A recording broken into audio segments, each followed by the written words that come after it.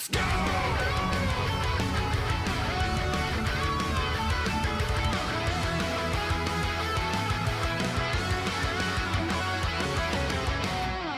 There's always been the looming question, when does Capcom eventually go back to Darkstalkers? When does this franchise get a chance to return in some way? Well, I'll talk about the way I feel about Darkstalkers as an overall franchise before we get into what actually happened, which was the Capcom Fighting Collection. Capcom Fighting Collection 1, there's usually like hero games of each fighting collection. Obviously, the hero game of the Marvel vs. Capcom collection was Marvel 2. The hero game of the next series of games, which is Fighting Collection 2, is pretty much CVS 1 and 2. Those are like the hero games. Obviously, big shout outs to Project Justice as well as Power Stone 1 and 2, who have their own deviating audiences. But for Fighting Collection 1, it was Darkstalkers, man. And the crazy part is that that has happened so many times. Told this story time and time again.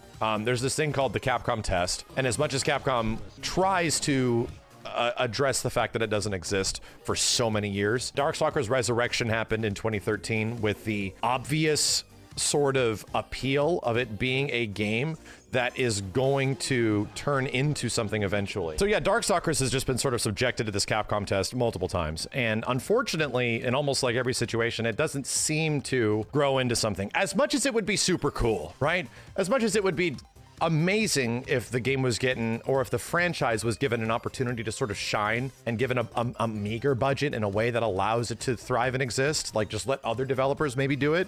Give it to the Skullgirls devs, for God's sake, or something like that. The reason we're talking about this is because over the past 24 hours, Nakayama had some interesting things.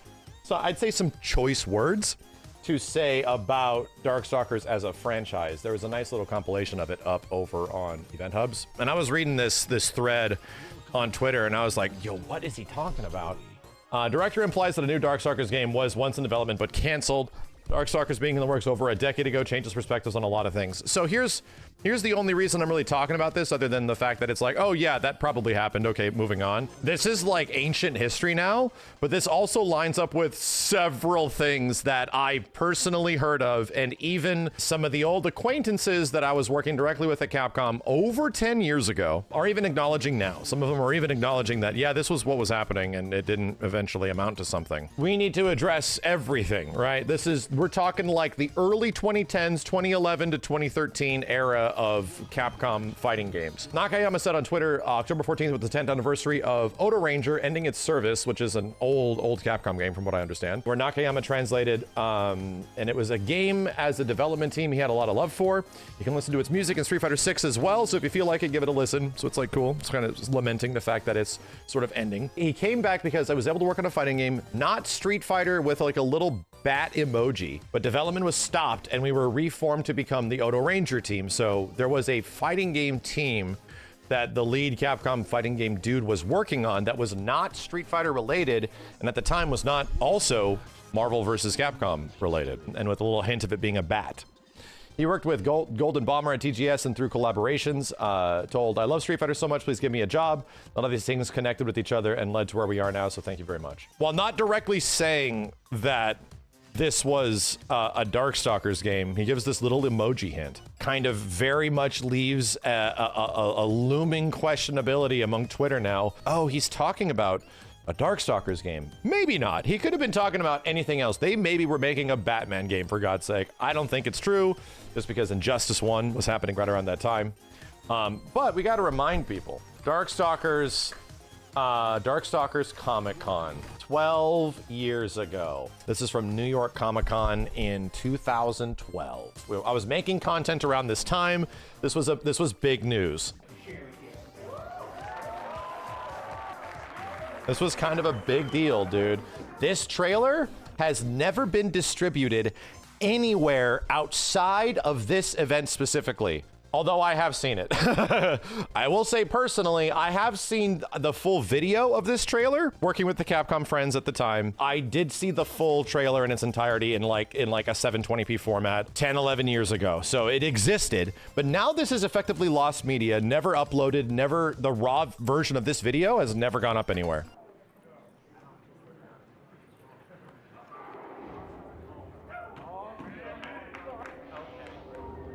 They should, I mean, They shouldn't upload it because it will break people's hearts all over again. They shouldn't do that. The last thing you want to do is to, like, tease people. And this era of Capcom has a big problem with, like, teasing people and things not eventually happening.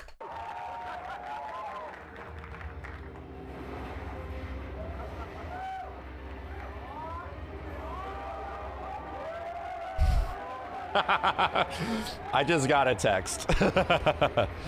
I can keep talking about it, but I just got a text. That's all I'm gonna say. This trailer is amazing. Likely made by Polygon Studios. Same people that were making some of the visual stuff for Marvel vs. Capcom 3. The same people that were initially developing Street Fighter V before that got canceled. It's an amazing trailer with a badass art style, dude.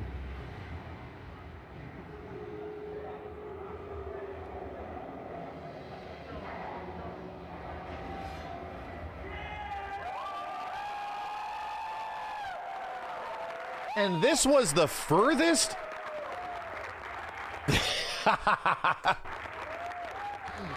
Wow.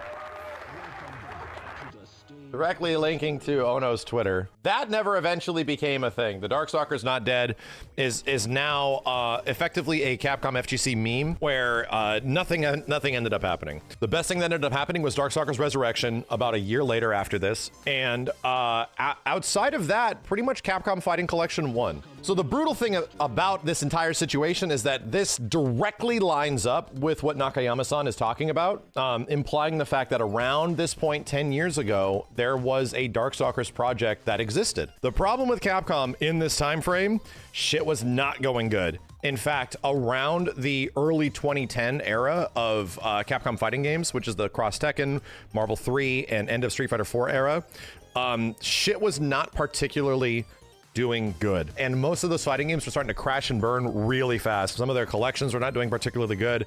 It was kind of like a miniature dark age for Capcom fighting games again, because of just incredibly poor management. Games were coming out right next to each other, back to back. They didn't get any time to shine. And some of those games were not what people actually wanted. They were like close versions of it, but not entirely what people wanted. So Darkstalkers was there.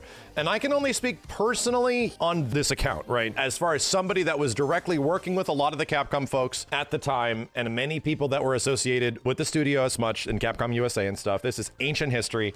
All these people don't work there anymore. Yeah, it was happening. I mean, the fact that we have like a producer director kind of talking about it, and yeah, there was trailers for it and everything, dude. It's not like I'm making this up. There was a Darkstalkers game that was effectively being made, but was there something that was entirely playable and getting to a point where it was like, oh, I played it, dude. I saw it. I played it. No, I don't even think it ever got to that point. In fact, from everything that I can account, even this trailer was sort of a situation of gauging interest. This trailer wasn't even representative of a game that had an art style or something that was entirely in existence yet. It sort of was just a budgeted trailer, I don't know how, that came and existed and was to represent a game eventually. It's the deep down, right? It's the friggin' pragmata. It's like that. It's a proof of concept trailer that is sort of a pitch to get everybody on their side that, hey, look, a lot of people are into this shit, right? See, it's I guess you could sort of compare it to the same thing that like Ryan Reynolds did with the Deadpool thing. Not exactly leaking a full video, but the whole point of it to get people on his side, like Ono's side, to develop a game or something like that. So anyway, everything that I understand about this project never really went anywhere. Ultimately, that's what Nakayama-san is saying in his accord on here, that he was working on something for a short period of time and then moved on to a different project. That project now in its 10-year anniversary, lamenting its, you know, final moments. But before that, he was kind of working on potentially a Darkstalkers game. But that Darkstalkers game never got to a point, probably past a conceptual phase.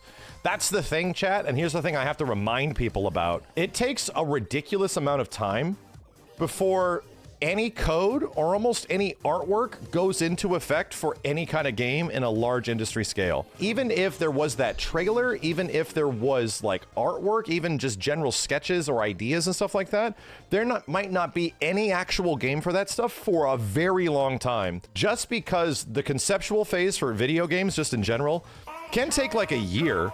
And then even to a point where they have to get the tech online, get the engine, whatever they're doing to line up with what they want, solidify an idea that like, oh yeah, we can actually do this. This is like significantly before alpha or the game's even really playable. Just functioning order, that can take like 1 or 2 years in some situations. Ultimately, what I'm trying to like get at is that, yeah, there was a Darkstalkers game and it was pretty much like canceled. But at the same point, was that game like, oh, I wish I saw Morrigan's, you know, legendary bat ears. I wish I saw what those looked like in their beautiful engine. That probably never existed. That probably never got to a point where that was a visual being rendered on the screen in some way. I mean, it is sad because this franchise, you know, has historically deserved better. It's been given several chances, but not the chances that it really needs, which is unfortunate. I do feel that there is a space for a lot of these Capcom fighting games to exist in some way that are not giant, ridiculously expensive AAA endeavors. You know, Path of the Goddess and Mega Man 11 came out, and Ghosts and Goblins came out over the past few years. Those weren't mega AAA sort of games, you know? And I think that there's an opportunity for a franchise like Darkstalkers or even Power Stone, or maybe even Final Fight, to exist in that space, where they don't have to like commit the world into making a Street Fighter, Marvel vs. Capcom story mode scale sort of thing that is indicative of all their other fighting games. It'd be nice if Darkstalkers was given an opportunity similar to other developers, where they can actually put that game into the hands of some devs that would love that shit, that would really do something with it. Sonic Mania type stuff. Long story short, it's sad. It's more just confirming the fact that, yeah, we all knew something was in existence. And at the time, I can say, yeah, something was definitely hovering around. And there was a lot of talk about this being the next game in some way. But after the absolute disaster that was the 2011 to 2012 year of Capcom fighting games, everything was just sort of thrown out the window. From that point forward, it was hard for them to even get their hero franchise, Street Fighter, launched in an appropriate period of time that would not sink the friggin' company. It was bad. Best case scenario, and unfortunately, dude, I wish I could tell you that this was the way the game was going, but to be completely honest, I've always had a personal take of what I feel they should do with Darkstalkers. I think there's a space for Darkstalkers to exist somewhere between a game like Mortal Kombat and a game like Samurai Showdown. Both games, obviously maturely rated, obviously have gore, but the way they handle gore is very different. Darkstalkers is a game that handles gore in a very comedic fashion. This game, when you look at it piece by piece, is not meant to be, I'd say, like Saw level gross. No. It is cartoony. It's weirdly cartoony. It's like Looney Tunes, but all the characters are sexy, especially the fish man. But they get chopped up in funny ass ways where they like, huh? It's like Daffy Duck running across a chasm or something, or Wile E. Coyote running across a chasm and going, oh, and their delayed jump. It's like weird slapstick. But at the same point, yeah, characters die. They get chopped in half and stuff. But the way they handle that is not embellishing the gore in a similar way that Mortal Kombat does. It somewhat teeters around something like Samurai Showdown 2019, where it's like, oh yeah, there's some really gory stuff in here, but the way they handle it is not entirely terrible. So to me, in my personal opinion, I think there's something in between there that Capcom could have reached. And I think that's one of the only ways you can make Darkstalkers truly appealing, because the game's already aggressively sexy. It was that way back in the 90s, and the game's obviously violent. And I think you just have to embellish on both of those things. You just have to like lean into it. Every character is super attractive, including the fish man. Every single character can be mutilated in crazy ways, but it obviously comes with a level of camp and funny and goofy.